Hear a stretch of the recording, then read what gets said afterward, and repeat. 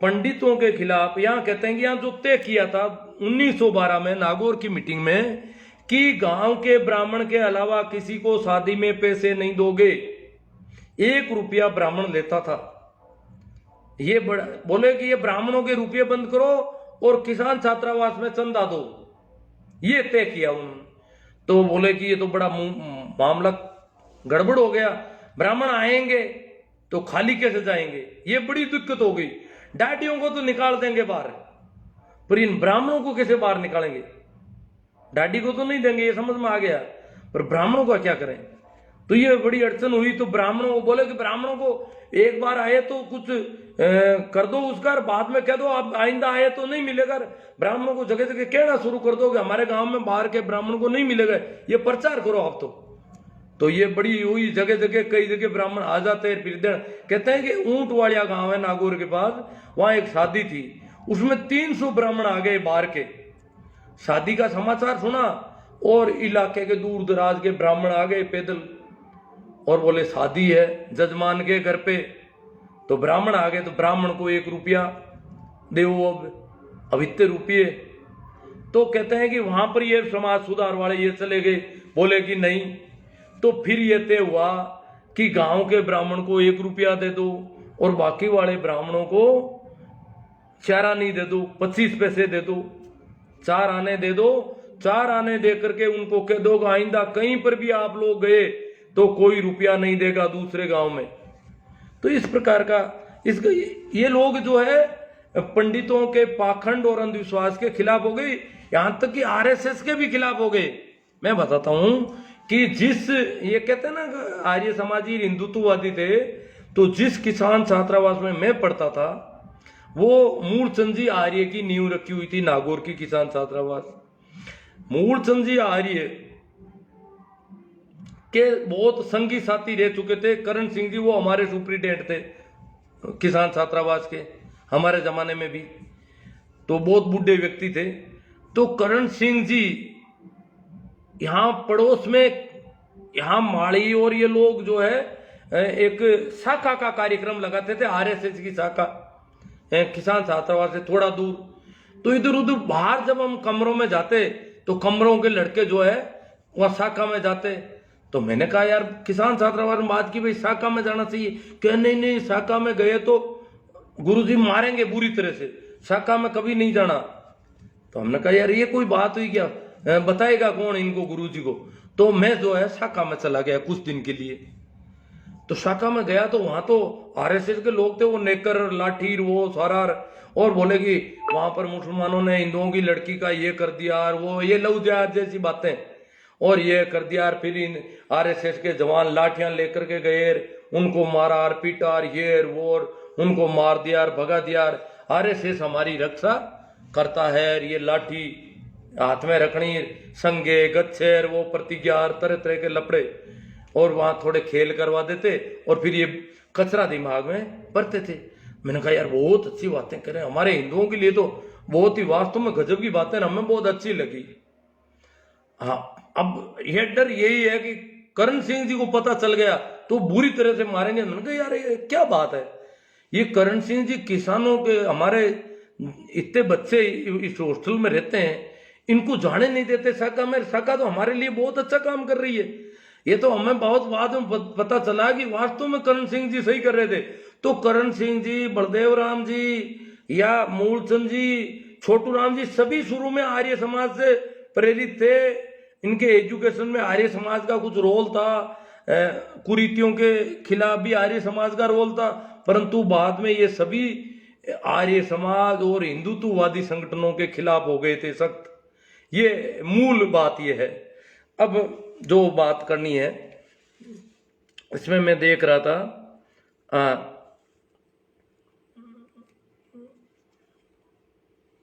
Sir Chhotu Ram को एक बार एक कलेक्टर ने कह दिया कि जाटों के या किसानों के बच्चों को नौकरी नहीं करनी चाहिए, पढ़ाई इतनी। बोले क्यों नहीं करनी चाहिए? कि आप तो मालिक हो, आप नौकरी क्यों करते हो? कि सरकार की नौकरी करना कोई गुलामी नहीं है।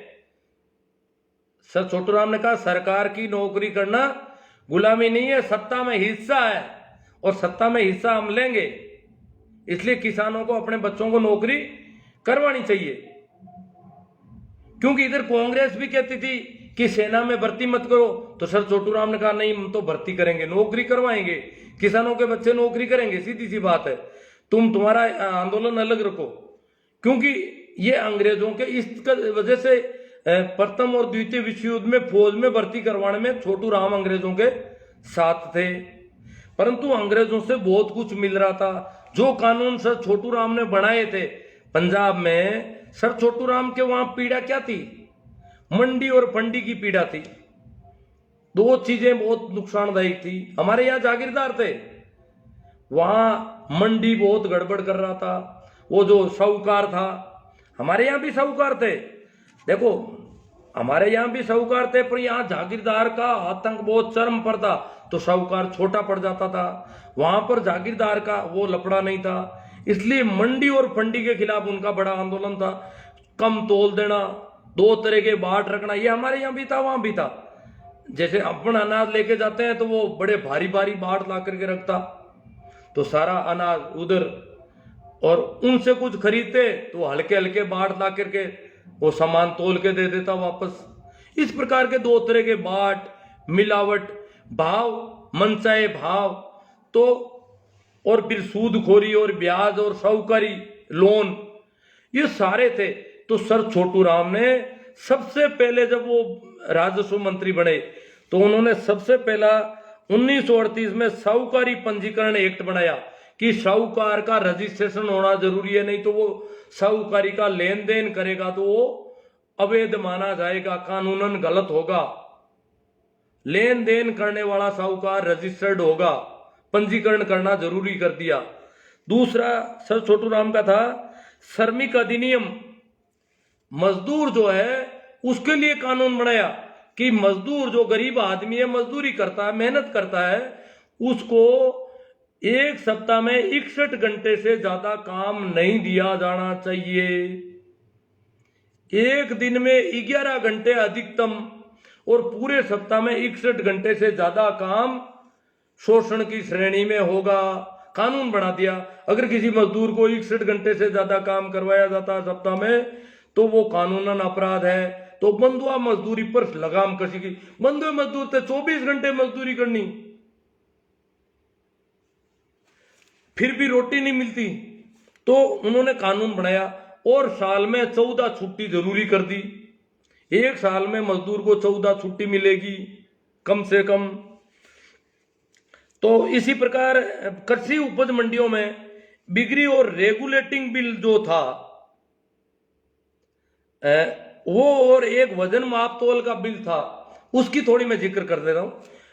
जो अभी हमारे कई नेता न्यूट्रल हो जाते हैं, चाहे जब विधानसभा और लोकसभा से बहिर्गमन कर जाते हैं।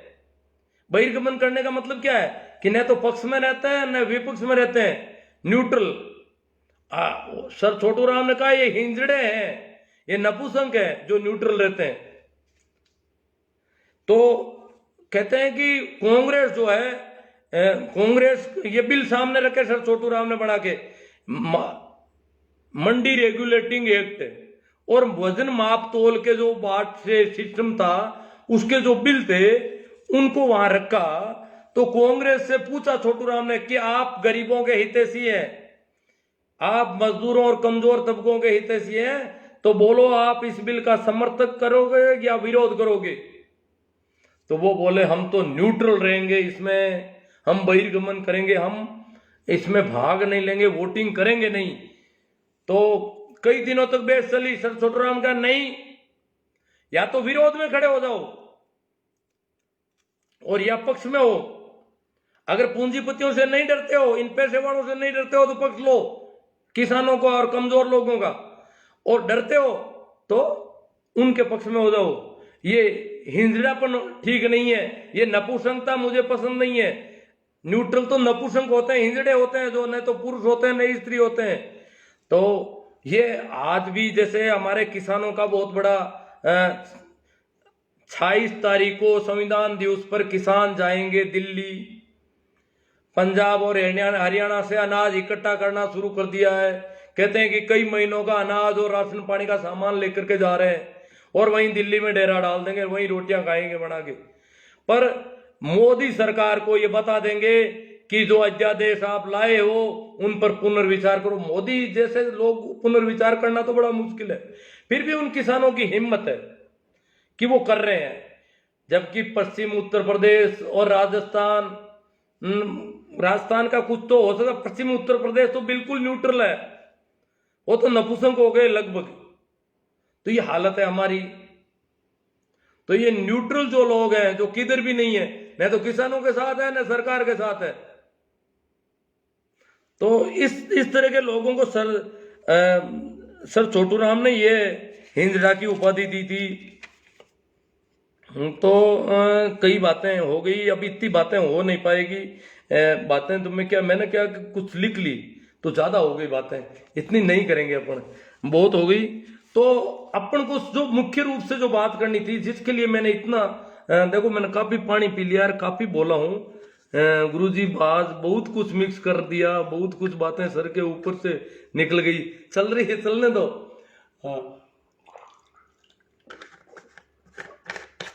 देखो भाई विजय चौधरी जी, आप कह रहे हो मैं सारे कमेंट लूंगा। वैसे मैं जो विशेष रूप से आज का क्यों कर रहा हूं, एक तो कल सर छोटू राम की जयंती है और 2 दिन बाद में ही संविधान दिवस है। ये हमारे लिए बहुत महत्वपूर्ण दिन है, हम भूल गए। हम होली मनाते हैं, दिवाली मनाते हैं, रक्षाबंधन मनाते हैं, गोगा दोखते हैं, पता नहीं क्या क्या करते हैं बेवकूफियां। हम मूर्तियों के फेरियां लगाते हैं, कभी 11, कभी अमाउस, कभी श्राद्ध, कभी नवरात्रा, बिना मतलब के झंझट तो हम हजार करते हैं, परंतु हमारे उन लोगों को याद नहीं किया जिन्होंने हमारे लिए भूखे प्यासे। मूलचंद आर्य ने नागौर के किसान छात्रावास के बच्चों को खिलाने के लिए रोटी नहीं थी, अनाज नहीं था, छिन्नू अकाल पड़ गया। ऐसा अकाल पड़ गया कि मूलचंद जी आर्य ने कहा रोटी तो कहीं, अनाज तो गांव में भी नहीं जाऊंगा तो लाऊं कहां से, और बच्चे मर जाएंगे भूखे। पानी नहीं था शहर में, तो उन्होंने बच्चों को लाए, चेनार में ले गए बच्चों को। वहां एक कुआं था, वहां से पानी निकलवा कर पानी की व्यवस्था की। अब खाने को अनाज नहीं, और अनाज खत्म हो जाएगा तो हमें अनाज देने वाला यहाँ कोई नहीं है, तो कलकत्ता गए। यहां से मूलचंद जी आर्य नागौर से कलकत्ता गए कि कलकत्ता में मारवाड़ी रहते हैं। मूलचंद जी आर्य ने स्पष्ट लिखा अपनी किताब, अपनी जीवनी में, कि वहां सेठ साजूराम होते थे जो जाट थे, और वहां सेठ बन गए थे। पहले मुनीमगिरी करते थे बड़ियों की, महाजनों की, तो वहां मुनीमगिरी में पड़ गए और जानकार होशियार हो गए, तो कुछ पैसा हो गया। तो सेठ साजूराम को वैसे भामाशाह कहा जाता है जाटों में, पर सेठ साजूराम ने, मूलचंद जी आर्य ने खूब उनसे विनती की कि बच्चे भूखे मर रहे हैं और उनके लिए अनाज चाहिए, अनाज दिलवा दो, मर जाएंगे भूखे। कहते हैं कि साधुराम ने हमें कुछ नहीं दिया, हाँ 4-5 टाइम उनके घर पे रोटी जरूर हमने खाई थी। 2 आदमी यहां से गए थे, फिर वो बनियों के पीछे पड़े। तो मारवाड़ी बनिए थे वहां पर, खूब मारवाड़ का बाजार था पूरा कलकत्ता में, तो उनसे आता जोड़ी की। तो वहां पर मूलचंद जी आर्य के साथ, मूलचंद जी महाजन में पोस्टमैन की नौकरी करते थे। महाजन है बीकानेर से आगे सूरतगढ़ की तरफ, वहां पोस्टमैन की नौकरी करते थे। वहां एक कलकत्ता के बनिया का ससुराल था, और वो जान पहचान मिल गई, तो उसने उनकी बहुत अच्छी बातें सुनी और खूब उनको रोटी पानी का प्रबंध उनके करवा दिया।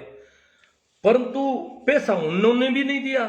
अब रुपया नहीं मिल रहा है, तो साथ में एक साथी थे, तो फिर कहा कि ऐसे तो मैं जाऊंगा, तो नागौर जाऊंगा तो करूंगा क्या, बच्चे तो वैसे भी भूखे मर जाएंगे, यहां से कुछ भी सहायता नहीं मिलेगी तो बच्चे मर जाएंगे, करें क्या। तो बनियों के पास खूब मिले, तो वहां बताया ये उस बनिया ने जो जान पहचान का बना, उसने कहा कि यहाँ बहुत आते हैं लोग मांगने वाले, कई धोखे कर जाते हैं, ठग लेते हैं, इसलिए यहाँ आसानी से रुपये देने वाला कोई नहीं है। तो फिर कहते हैं कि मूलचंद जी आर्य ने कहा मैं तो आमरण अनशन करूंगा, मरूंगा यहीं पे। तो साथ में कौन थे मुझे याद नहीं, गंगाराम जी नाम करके थे, उन्होंने कहा यहाँ मर जाओगे तो भी कोई तुम्हें अनशन नहीं तुड़ाएगा, कोई आएगा ही नहीं तुम्हें मनाने वाला, तो यहाँ फालतू में मर जाओगे, बच्चे वहां मर जाएंगे और आप यहाँ मर जाओगे, इससे अच्छा है कि और कहीं और कहीं कुछ नहीं मिलेगा, यहाँ कलकत्ता से ही कुछ लेके जाना है, और मुझे मना मत करो। उन्होंने कहा मेरा आत्मविश्वास कहता है कि मैं आमरण अनशन करूंगा और मैं वापस नागौर जाने जैसा रहा नहीं, इसलिए मैं तो मरूंगा तो यही मरूंगा। वापस जाऊं तो उन बच्चों को क्या खिलाऊं? लोगों के बच्चे तो मैं मांग के ले आया, वो बच्चे खाएंगे क्या? उनके माँ बाप चले गए मालवा कमाने के लिए, गांव में उनका कोई है नहीं, और वहां शहर में उनको कौन खिलाएगा? थोड़ा सा अनाज में छोड़ के आया हूं, और वो बच्चे फिर खाएंगे क्या? नागौर शहर में तो भुखमरी है, कोई देने वाला नहीं है। तो कहते हैं उन्होंने आमरण अनशन कर दिया वहां पर, और गंगाराम जी को कह दिया मेरा आत्मविश्वास मत तोड़ो, मैं तो मरूंगा तो यही मरूंगा, जिंदा मैं नहीं जाऊंगा नागौर बिना अनाज के बिना सहायता के। तो वहां आमरण अनशन कर दिया। अब वो गंगाराम जी दौड़ दौड़ के जो सेठ उनके जान पे उनके पास गए, बोले कि वो तो आमरण अनशन कर दिया, रात 5 दिन से भूखे हैं और उनकी हालत कमजोर पड़ती जा रही है। मूलचंद जी आ रही है कि हालत कमजोर पड़ गई, भूखे मर रहे हैं, खा पी नहीं रहे हैं।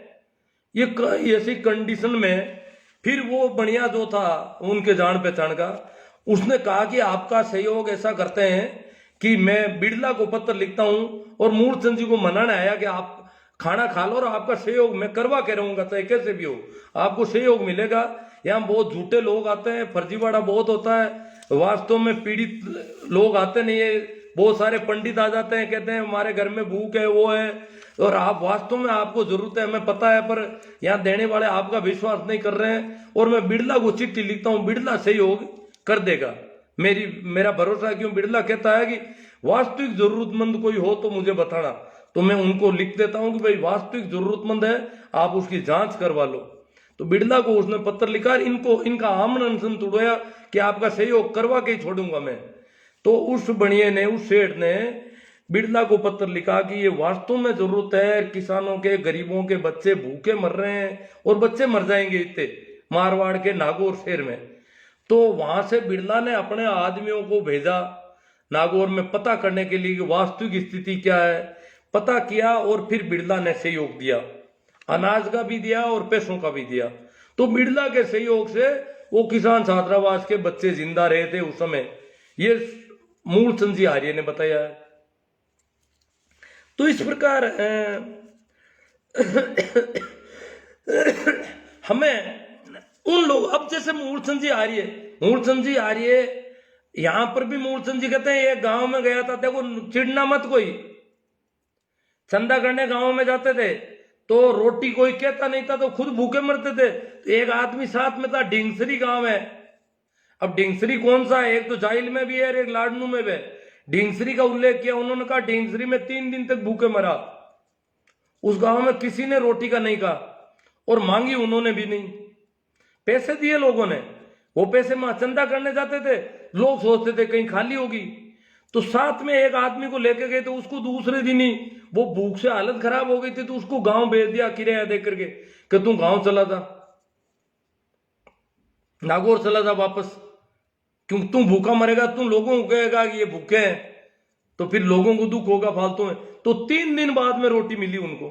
तो ये कई जिन लोगों ने हमारे लिए इतना कुछ किया, सर छोटू राम, बलदेव राम, मूलचंद जी, रामदान जी, हीरा सिंह जी, धारा सिंह जी, इतने लोग हुए, इन्होंने इतना किया। हम उनके जन्मदिन को याद नहीं कर सकते उनको, हम हमारे बच्चों को बता नहीं सकते कि ये हमारे ऐसे लोग हुए हैं जिनकी वजह से आज हम फूटेड बूटेड होके घूम रहे हैं।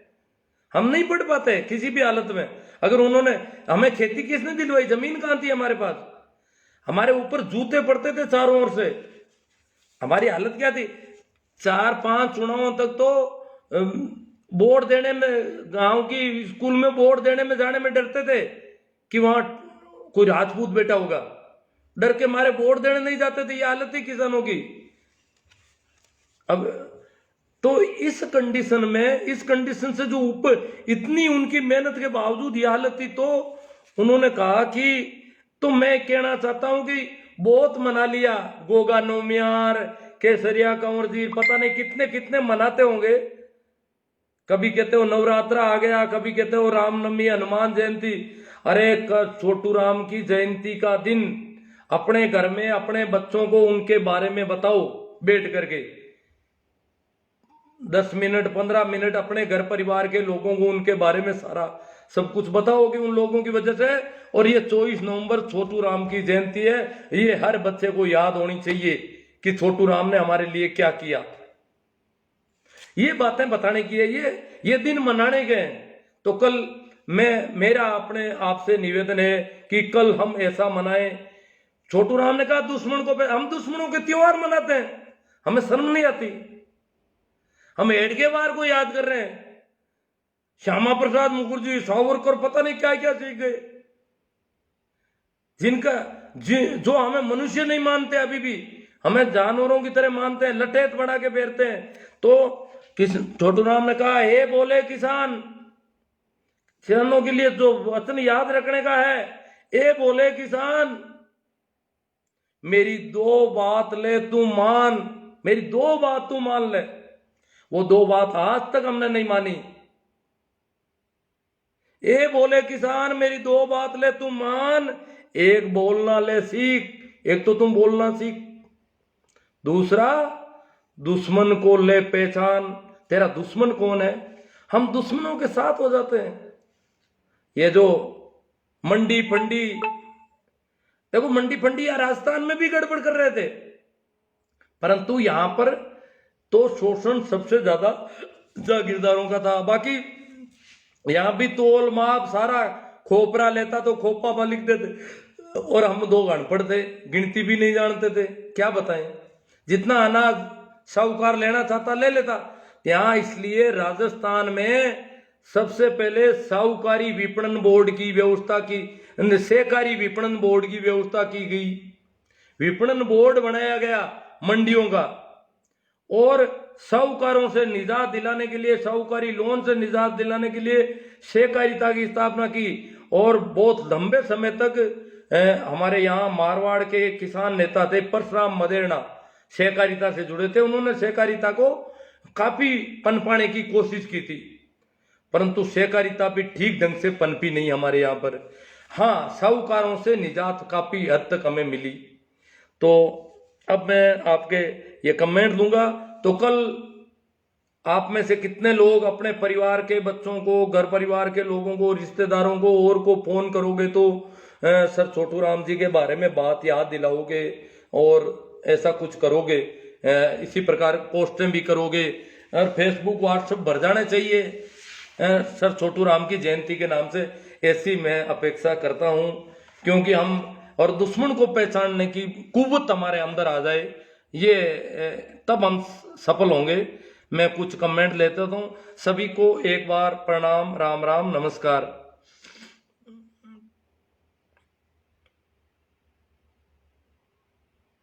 हाँ भाई, शोभाचंद जी कहते हैं बहुत बढ़िया ज्ञानवर्धक चर्चा है गुरुदेव। हाँ, बहुत लंबी चौड़ी चर्चा कर दी, मुझे लग रहा है मेरा गला तक जवाब दे रहा है थोड़ा थोड़ा, और कुछ जोर से भी तेज बोलता हूँ, शायद समझ में आपके तो सुनते थे, आप मुझे वापस सुनता हूँ तो नहीं सुनाई देती ठीक से, पता नहीं, मुझे ध्यान नहीं रहता है, भाव गड़बड़ हो जाता है बोलने का। जय सिंह जी बुढ़ानिया, किसानों के मसीहा सर छोटू राम जी को कोटि कोटि नमन। मेरा राम सर छोटू राम, गणपत लाल जी जाट। दो नदियों के बीच का उपजाऊ दोआब प्रदेश, हाँ दोआब प्रदेश, और पंजाब 5 नदियों की जमीन है।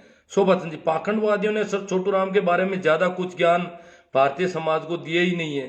हाँ, वो तो नहीं देंगे जी। यूनिनिस्ट सुमेर जी डुकिया कहते हैं, सर आप चौधरी छोटू राम जी के बारे में बता रहे हो, आपका बहुत बहुत धन्यवाद। ये यूनिनिस्ट मिशन है। सर छोटू राम जी यूनिनिस्ट पार्टी के मेंबर थे, उसी की सरकार में थे, राजस्व मंत्री। मही राम जी सारण बोझा, सर आप तो बहुत ज्ञान की बात बता रहे हो, और सारण साहब को बहुत अच्छी लगी। ये भोजा सर जोधपुर में है उधर। मही राम जी सारण बोझा सर, हाँ ठीक है।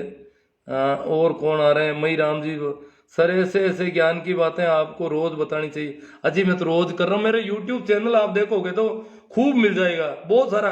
ये सारी बातें मैंने पहले भी कर चुका हूँ यूट्यूब पे, आप देखते नहीं हो कोई, देखो अपने बच्चों को थोड़ा सुनाओ, थोड़ी कुछ चीजें होनी चाहिए। अब हमें जागृति बहुत जरूरी है, बहुत परेशानी है, हमारे नेता बिक रहे हैं। ये राज्यसभा के चुनाव होते हैं, पूंजीपतियों की गोद में बैठ जाते हैं जाकर के, करोड़ों रुपए में बिक जाते हैं। ये तो पहले ही बिक जाते हैं, चुनावों से पहले ही खूब बिक जाते हैं, और बाद में बिकते ही रहते हैं रोज। हाँ, नंबर सुनील जी बिश्नोई मिल जाएंगे आपको मेरे। गोवर्धन राम जी पूनिया, बिल्कुल सही बात है साहब। जय श्री राम वाला आएगा विजय कटोई। गौतम जी गोदारा कह रहे हैं आप सही कह रहे हो। सार्थ रखने वाले रहने वाले ब्राह्मण ही थे, जानी जी चैनानी से रखने वाले, हाँ लिखने वाले। जोरदार सर जी। चलो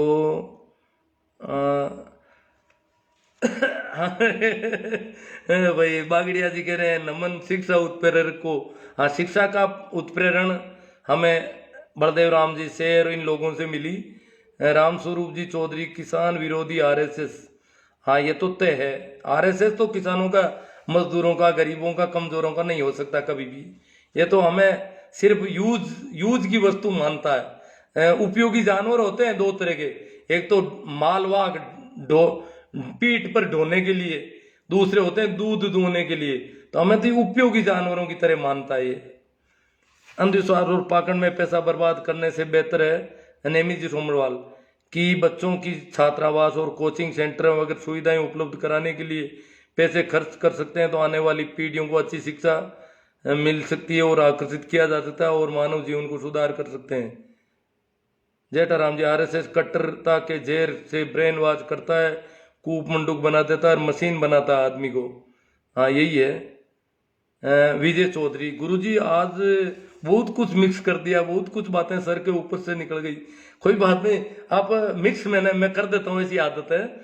पर आप पूरा इत्मीनान से अगर सुनोगे और इसको शेयर करोगे तो आपको और कई बातें मिलेगी। इसमें मैंने काफी बातें की आज। भाई इंदौरिया जी कमल जी कह रहे हैं आरएसएस की वजह से भारत चल रहा है, नहीं तो मिनी पाकिस्तान बन जाता। ये देखो आरएसएस की वजह से भारत पाकिस्तान बन जाता, तो पाकिस्तान तो हमारा ही है ना, ये किसानों का ही पाकिस्तान है। पाकिस्तान वाले हमें परेशान, हमें परेशानी दूसरी है। रामसूप जी चौधरी किसान कौम का कोई नूर सर छोटू राम जी। कोहिनूर थे बहुत पढ़े लिखे थे उस जमाने में, किसानों में पढ़ने लिखे। या मारवाड़ में तो 8वीं पास भी बड़ा मुश्किल, तो वो एलएलबी थे। बलदेव राम जी से पहले, बलदेव राम जी तो एक जागीरदार घराने थे, फिर भी इतने पढ़े लिखे नहीं थे। पढ़े लिखे यहाँ पढ़ा लिखा था कौन, और उस समय वो एलएलबी थे उनसे भी पहले। महिपाल जाट ताऊ जी आपने तो सारी बातें खरी खरी बोल दे मनवादी पाखंडी होकर किसान का मेरा कौम को इनकलाब आंधी सर या आदर्श पर चलते हुए शहीद आजम भगत सिंह की भूमिका निभानी होगी। अब निभाओ भाई जिनको निभानी है। देखो भाई नमो बुद्धाय सर जी आपको बहुत आभार। आप SC ST OBC को जगाते रहे हो, हमारे समाज का सोया हुआ है, आप लगे रहे हो, हम आपके साथ हैं। गुरु जी प्रणाम नमन बार बार आपको। नमस्कार। हाँ आपका ज्ञान राजनीति तक ठीक है इंदौरिया जी, बाकी हमारे भगवान आराध्य देवी देवताओं पर टिप्पणी बंद करो। लो इनके आराध्य भगवान और देवी देवता पता नहीं क्या क्या है। विजय चौधरी तुम्हारे भगवान को कहो कि इनका मोबाइल खराब कर दो। विजय चौधरी हाथों हाथ जवाब दे रहे हैं। देखो ये बोलना सीखना हो गया ना, दुश्मन को पहचानो और बोलना सीखो बस। राम कह रहे हैं जवाब सही है, आपका ज्ञान राजनीति तक ठीक है ना। भगवान सभी के हैं, तुम्हारे मतलब क्या है इंदौरिया।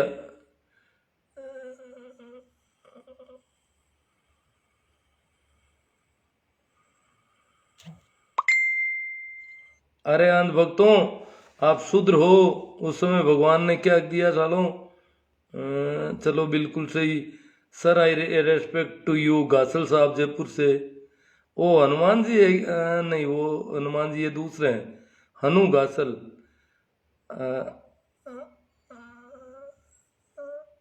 हमारा भगवान सर छोटू राम सियाग साहब, HR सियाग गजब। लूणा राम जी चौधरी बहुत बहुत धन्यवाद सर, युवा पीढ़ी को पता चले। हाँ गासल साहब सही है। तो अब कल अपन को ये अभियान चलाना है, सही सूचना दी आपने। सर वेरी गुड गासल साहब जयपुर से। प्रभु जी सोनी राम राम जी, गंगाराम जी पूनिया भाई थैंक्स सर। गोदारा जी कह रहे हैं धन्यवाद। तो दो बातें सीख ले। कौन है ये? हुक्मा राम जी भादू, अशोक जी मेघवाल, रामनिवास जी चौधरी, हेलो सर, आरएसएस तो देश को बर्बाद कर रहा है। हाँ, कर तो रहा है देश में। ये जो इतना भेदभाव, ये जो अविश्वास का वातावरण बना दिया इन्होंने। राकेश जी जांदू, सर जी कल नागौर में कार्यक्रम रखा है, आपको आना है सर, छोटू राम जी की जयंती। ठीक है, आ जाऊंगा। मैं तो हफ्ते को सुनता तो बहुत कम हूँ। जहाँ आपका कार्यक्रम है मुझे ठीक से बता देना। कल नागौर कर लेंगे, और क्या है। रामेश्वर जी गोदार, भगवान सभी के तुम्हारे वो तो इंदौरिया जी से। गुरु जी इस बार नागौर जाऊंगा, आऊंगा तो भागरो जरूर मिलूंगा आपसे। गौतम जी गोदारा, ठीक है साहब, मिलेंगे जरूर। सर ये हमारे युवाओं को पता चले, हाँ ठीक है। तो बहुत ज़्यादा कमेंट हैं आज के, और आप लोगों ने बहुत अच्छा सहयोग दिया और बहुत अच्छी तरह से सुना सब कुछ। फिर भी बहुत सारे और वीडियो मिलेंगे आपको यूट्यूब पर, और गाए बगाए जब भी आपको समय मिले ऐसी बातें इनको समझना है, और कुछ पता होना जरूरी है बहुत ज़्यादा कि हम कैसे ये छोटू राम जी, बलदेव राम जी तूफान में से किश्ती कैसे निकाल के लाए थे। हम लाए हैं तूफान से किश्ती निकाल के, बच्चों रखना इसको संभाल के। तो इसको संभाल के रखना, जो किश्ती किस तूफान में से निकाल के लाए हैं। जो मंडी फंडी या जिन लोगों के ये नहीं है कि हम ब्राह्मणों से दुश्मनी पाले या बनियों से पाले, रात किसी से दुश्मनी नहीं, हम सबके मित्र हैं। परंतु हमें सावधान जरूर रहना है। अगर आज भी हमारे साथ गड़बड़ कर रहे हैं तो उनको पहचानना बहुत जरूरी है, चाहे वो कोई भी हो, चाहे वो मुस्लिम लीग हो, चाहे आरएसएस हो, चाहे कोई भी हो। और कम से कम ये मंदिर मस्जिदों के जो ठेकेदार लोग हैं ना, इनसे तो कोई अपेक्षा करनी ही नहीं है हमको। ये हमें कुछ देने वाले नहीं, ये तो धोखाधड़ी का मामला है सारा। भगवान का जो है, हमें राम नाम का सुमरण बताया संतों ने, पाखंड और अंधविश्वास के खिलाफ था वो सारा। तो वो अगर हम कर सकें, सारे संत देखो, एक मैं छोटी एक बात याद आ गई आज।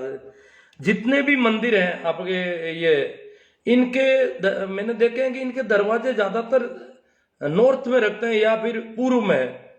मंदिर का गेट जो है या तो उत्तर में है या पूर्व में है। परंतु संतों के जो स्थान है, जहां समाधि है या उनका जो स्थान है, राम धाम या कबीर पंथ का स्थान, इनको मैंने नोट किया। बहुत सारे स्थानों को मैंने देखा कि इनके मुख्य गेट जो है वो पश्चिम में है।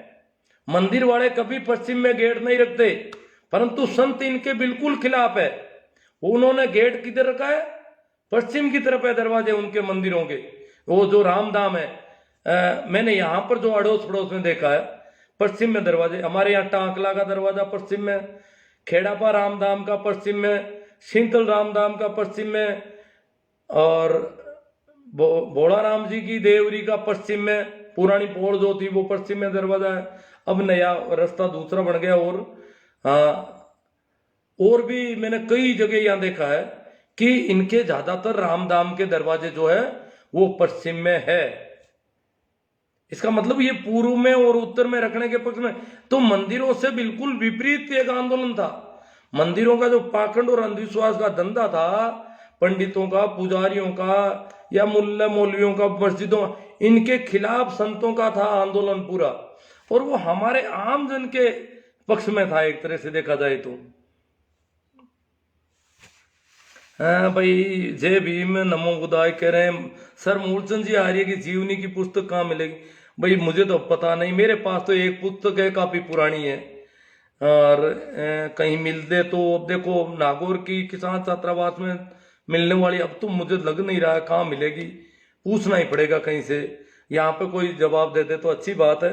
मूलचंद जी आर्य ने कहा कि ये जो छुआछूत है, देखो उस जमाने में, और बोले यार नागौर मारवाड़ में उस जमाने में बहुत ज्यादा छुआछूत थी कि देखो आदमी आदमी से इस प्रकार ऊंचा और नीचा मानना, ये बहुत बड़ी गड़बड़ है। तभी तो किसान छात्रावास में सभी जातियों के बच्चों को रखा था उन लोगों ने। प्रत्येक जाति का बच्चा, चाहे वो राजपूत है, चाहे ब्राह्मण है, चाहे बनिया है, चाहे मेघवाड़ है, चाहे कोई हो, सबको किसान छात्रावास में रखा पढ़ने के लिए, और उनकी प्रबंध किए उन्होंने जितना हो सकता था। तो ठीक है, फिर एक बार फिर आपको याद दिला दूं कि ए बोले किसान मेरी दो बात ले तू मान, ए बोले किसान मेरी दो बात ले तू मान, एक तो ले बोलना सीख, दूसरा ले दुश्मन को पहचान। तो हन्नू गासल जी, सर किसानों को आप जैसे लोग ही जगा सकते हैं। मैं तो अब देखो सुनता तो हूं नहीं, बोल देता हूं, मेरे क्या है, ये फोन पड़ा है और आप लोगों से संपर्क हो जाता है तो अच्छी बात है। ठीक है, कल या परसों संविधान दिवस की पूर्व संध्या पर भी अपन कुछ चर्चा, अच्छी चर्चा करने के प्रयास करेंगे। धन्यवाद, प्रणाम, राम राम, नमस्कार।